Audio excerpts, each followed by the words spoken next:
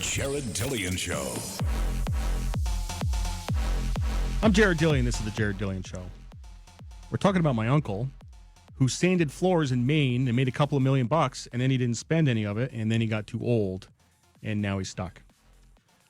Which is sort of a metaphor for what a lot of people have experienced. We talked about the concept in the last segment about how you should accumulate assets in the first half of your life until about age 45, and then you should think about spending more money. You should start decumulating assets.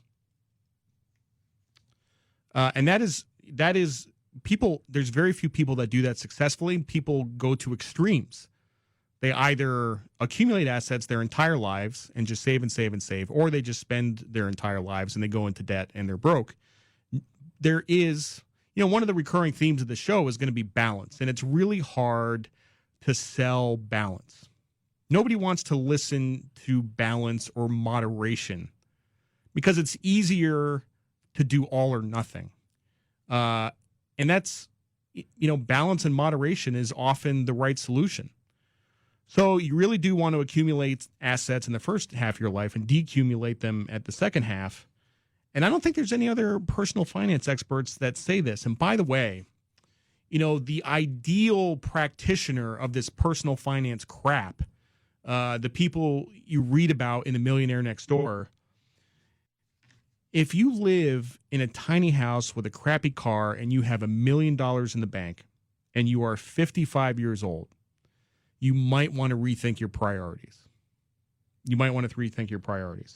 Let me tell you a story about, honestly, he's my best friend in the world. And I've known him since I was 18 years old, and he's always been cheap. He was cheap in college. By the way, I don't know if you know this, but if you go to a service academy, I went to the Coast Guard Academy. If you go to a service academy, what happens is that when you get to be a senior, when you get to be a first-class cadet, USAA will give you a loan for a car. And it's a generous loan, and the interest is pretty low. And basically, they just suck the payments right out of your military pay, and you don't even notice, and you have a car. So I did that. I got a car. My best friend didn't get a car, but he took the money, he invested it, and then he just bum rides off of everybody else. So that's the kind of guy he is, and he hasn't changed. But he's very successful. Very successful at what he does. He's an investment banker, and I have a decent idea of what he's made over time. I'm gonna guess it's about $7 million is what he has in assets. And he calls me. I don't talk to him as much anymore, but he calls me about every 3 months, and he says, "I'm thinking about getting a second home." And I'm like, okay, man, you should do that. But he never does. He says, "I'm thinking about getting a new car." I'm like, okay, man, you should do that. And he never does. Now, I said he's an investment banker. He's a managing director at a big bank. His clients are CEOs of big companies. He goes to political functions. He goes to all kinds of stuff. And he wears suits from Joseph A. Bank.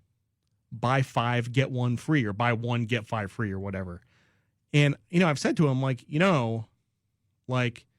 people notice what you're wearing.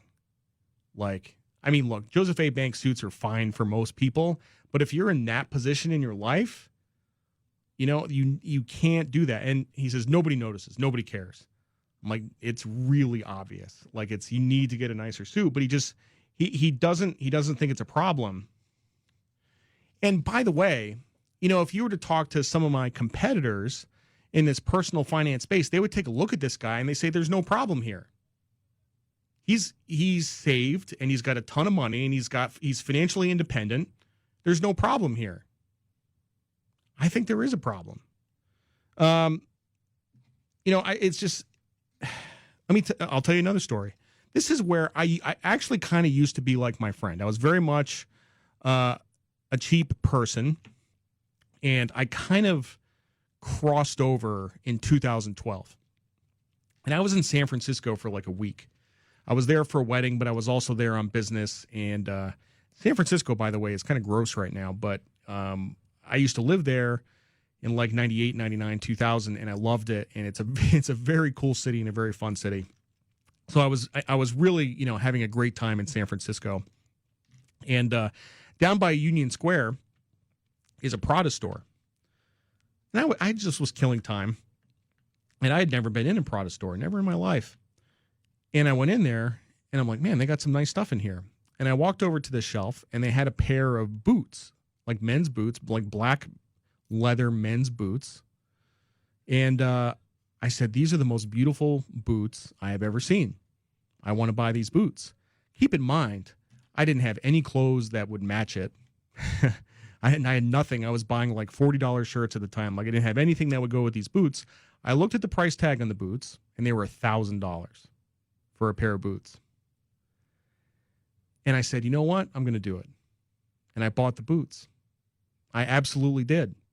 And that was actually like I was 38 years old, and I was already a millionaire, and I had made some money, and like it wasn't going to kill me to buy these boots. And that was kind of where I had a profound psychological change. That I still have those boots 7 years later. I still have them, and I still wear them. They're that's actually just as sort of a sidebar. Like when you buy nice stuff, it lasts a really long time. Like I buy these expensive shirts. I've never had one wear out. Like, Brooks Brothers shirts, they wear out in like 6 months. So, I mean, a lot of people think, oh, you're just throwing money away if you buy nice stuff. It also lasts a really long time. I was 38 and I was like, okay, it's time to spend some money. And that's where I kind of made that, I crossed over. I'm like, I don't have to save every dollar I make. So I really hate giving this kind of advice because people misinterpret it. People misinterpret it, and people say, oh, I should buy $1,000 boots. No, that's not the lesson here. That's absolutely not the lesson. The lesson is you should save until it hurts, until you have some assets, until you get to a halfway point in your life, and then you should start thinking about saving. That's the lesson here. And the lesson is that if you have the money, and I mean, by the way, just as a rule of thumb, cars are the biggest way to waste money in the world. Absolutely the biggest way to waste money. Now, I will buy expensive clothes. I buy cheap cars. I buy Toyotas. And I refuse, you buy a $70,000 Mercedes, that thing depreciates $10,000 a year. Like it is a terrible waste of money. And actually, as a rule of thumb, a lot of people like to buy BMWs and Mercedes.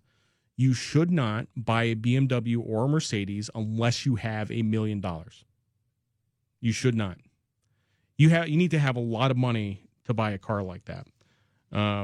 Cars depreciate, and they are a terrible waste of money. But here's the thing. Going back to my friend with the $7 million, who, by the way, he's so risk averse, he doesn't invest it. He doesn't buy stocks. He buys some bonds, but like short-term investment grade, very risk-free bonds. But mostly it's just in cash. He's very risk averse. And here's the thing. Like if you're as cheap as that, it affects relationships. It affects how it affects your relationships with other people. And this guy, when he comes to visit me, I just know I'm paying for everything. He's got a ton of money, and he's got alligator arms. He just doesn't pay for anything. So I'm like, whatever, like I'm not gonna, not talk to you because you don't pay for stuff. But some people will. That bothers some people. It ruins relationships. And furthermore, this guy lives in kind of a bad town. And sends his kids to public school, even though he can afford private school. He sends his kids to public school in what is kind of a bad town. That is a problem. But personal finance people say this guy is the ideal. He is doing exactly what you should do. You should not spend any money at all. You should just have it all in cash, have a big bank account. And, I think that's wrong. I absolutely think that's wrong. It affects relationships. It affects relationships profoundly. My mom, in 1992, when I got accepted to college, she said she wouldn't pay for college. She had the ability to pay for college. And today, she's a millionaire and also lives in a tiny house and has a giant bank account that she won't spend. And, that decision, not to help out with college in 1992 has affected our relationship profoundly. So you have to think about stuff like that. How do you want to live your financial life? You want to live your financial life in a way that makes other people happy. Do you want to be thought of as a generous person? Would you be thought of as a generous person if you were 55 years old, you had $1 million in the bank, and you lived in a 1,200 square foot house and a beat up car? Probably not. It would be nice if people thought you were generous. It would also be nice if you had money left over for yourself. There is a balance. There is moderation, and it is very difficult to sell balance and moderation, but that's what we are going to attempt to do. I'm Jared Dillian. This is the Jared Dillian Show.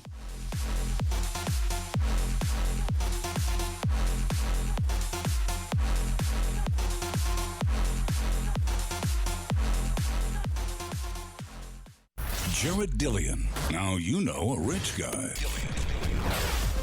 Hi, this is Jared Dillian. Catch the Jared Dillian Show from 6 to 8 Eastern only on the Smart Talk Radio Network.